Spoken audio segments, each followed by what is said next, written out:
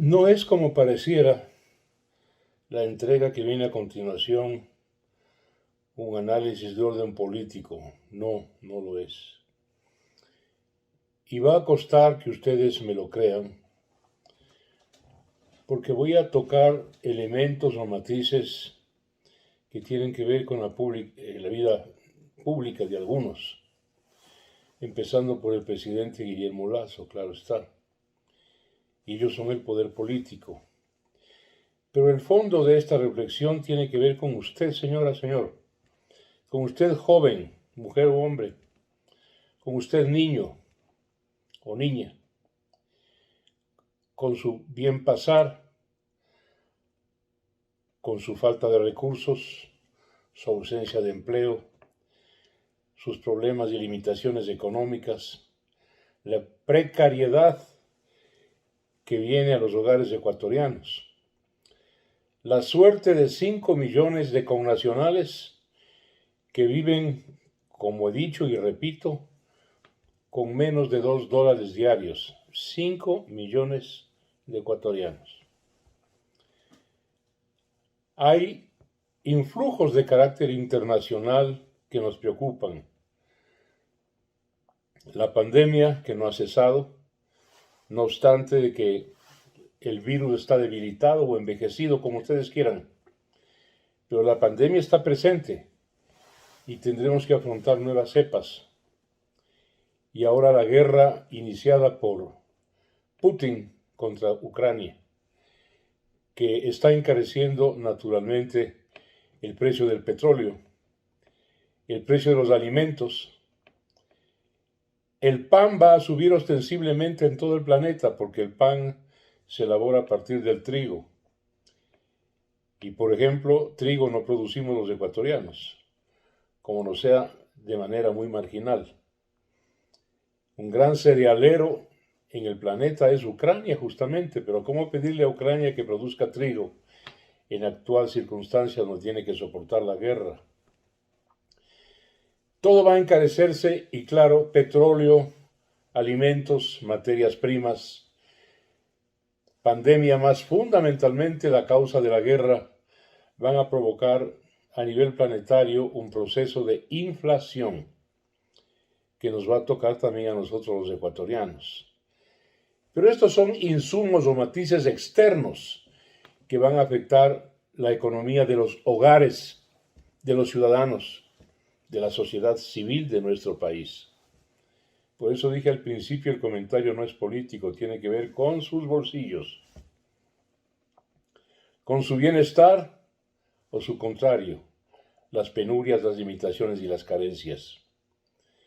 Y a eso hay que sumar las políticas internas, porque comienzo diciendo y pidiendo a ustedes respetuosamente que me cuenten, pareciera esto una apuesta, y sí en el fondo que lo es, la es, una apuesta para que me den un solo caso en el planeta, de un país, un solo caso, que teniendo crisis económica, pandemia y ahora las secuelas de la guerra, Rusia-Ucrania, le grave y le revuelque a su pueblo con impuestos. Deme un solo caso.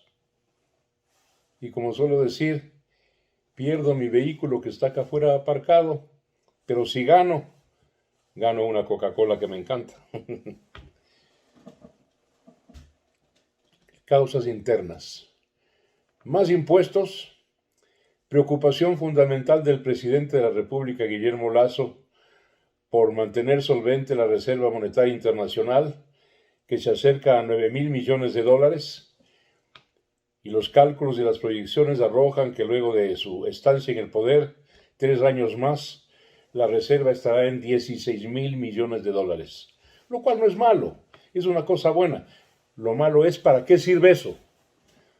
En la visión del señor Lasso, esa solvencia proporcionada por más y más impuestos para un pueblo pobre y que padece de hambre, y la Reserva Monetaria Internacional inyectada permanentemente, que no son fondos del Estado, son cuentas de diversas fuentes que no son precisamente públicas y son estatales. Son el encaje bancario, son recursos municipales, son recursos de entidades privadas. Esos son los componentes de la Reserva Monetaria, de tal manera que el Estado y el gobierno no tienen ningún derecho de disponer, como a bien tienen, de esa reserva, porque no son fondos totalmente públicos y estatales. Pero ¿para qué sirven en la visión del señor Lasso? Para favorecer a los acreedores internacionales de la deuda externa, para favorecer a los banqueros, para favorecer a los tenedores de los bonos, que son súper, hipermillonarios, menos de 100 en el país, que tienen el grueso de los bonos global, que tienen sacrificado al pueblo ecuatoriano. Obviamente, tienen sus agentes, tienen sus criados, sus empleados domésticos. Uno de ellos es el ministro de Finanzas de Lasso, el señor Simón Cueva, el señor Augusto de la Torre, y otros como ellos. Y los que escriben a favor de ellos, en la prensa que todavía les da cabida. Porque dicho sea de paso, la gran prensa, salvando excepciones, en una situación crítica, vive de la publicidad que le da el Estado y le da el gobierno. Por eso, al menos quien habla, cuando lee las notas de prensa, radio, televisión, por este vínculo de carácter publicitario con el Estado, con el gobierno, cuando ve esas noticias, esas opiniones, quien habla divide para 2 y mejor para 10. Pero el hecho de fondo que configura la tragedia nacional en el orden económico, porque eso es lo que importa en este comentario, es que el señor presidente Guillermo Lasso se ha rodeado de los mismos que ya le hundieron al país.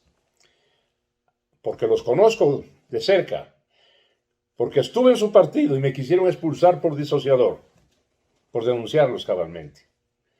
Se trata del doctor Hurtado, que cuando se presentó, recuerden ustedes, como candidato a la presidencia, sacó el 1%, 45,000 votos de entre 6 millones de votantes. Usted, doctor Hurtado, que tiene sus méritos indudablemente, debió haberse retirado para siempre de la política y de fungir como analista de orden político y económico del país, porque con 1% que usted sacó y la enorme mayoría que lo rechazó, usted, como bien dijo alguien, creo que Correa, es un cadáver insepulto. Y conjuntamente con usted, la gente de Maguad, el señor Juan José Pons, el señor Gallinazo Durán Barba, la actual ministra de Gobierno, el ministro de Obras Públicas, Marcelo Cabrera, todo ese conjunto demócrata popular que le hundió al país en la década 80, cuando la crisis de crédito quiso o se solucionó con la sucretización, recuerden. Los mismos del feriado bancario, exactamente los mismos. Y esta misma cohorte, comparsa, hueste, es la que va a hundir al gobierno de Guillermo Lasso. El periodista Carlos Vera le preguntó ahora recientemente en una entrevista al presidente de la República el papel que jugaba otro de los factotum de la tragedia nacional, Ricardo Noboa Bejarano. Hoy conocemos que el señor Ricardo Noboa Bejarano maneja las cuentas y los intereses del presidente de la República, que es un banquero. Llegado al poder se olvidó de que es presidente y recobró su esencia de banquero y tiene cuentas de intereses en paraísos fiscales, mismas que son manejadas por el estudio jurídico del señor Ricardo Noboa Bejarano. Dicho sea de paso y como anécdota, cuando alguna vez le preguntaron a Carlos Julio Arosemena por este apellido compuesto Noboa Bejarano, él dijo, era un gran hacedor de frases, ¿recuerdan? ¿Cuál de los dos? ¿El bobo o el vivo? Con lo de bobo se refería al expresidente de la República y vicepresidente de Maguad, el doctor Noboa Bejarano, ya fallecido. Y con lo de vivo, que no dijo vivo, dijo otra palabra mucho más fuerte, mucho más agresiva, sinónimo de vivo, se refería justamente a Ricardo Noboa Bejarano, hoy uno de los soportes, de los consejeros, de los asesores y de los pilares del actual gobierno. Todo es un conjunto que nos hace ver, amigas y amigos, un presente de muy mal aspecto y un futuro aún peor. En el orden, repito, orden económico más que político. Muchísimas gracias, amigas y amigos, por permitirme reflexionar sobre esto hoy día. Un abrazo.